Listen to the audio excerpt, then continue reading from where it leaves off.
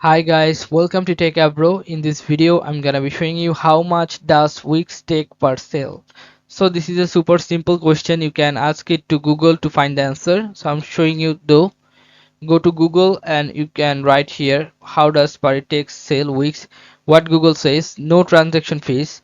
Wix charges zero transaction fees on sales, which means sellers can keep all their earnings. Payment processing fees, processors such as PayPal or Stripe apply standard fees. These are around 2.59% plus 0.3% for each transactions. So you have got your answer, guys. If you scroll down, you may find many answers from Wix directly. Okay guys, so this is how what about the video.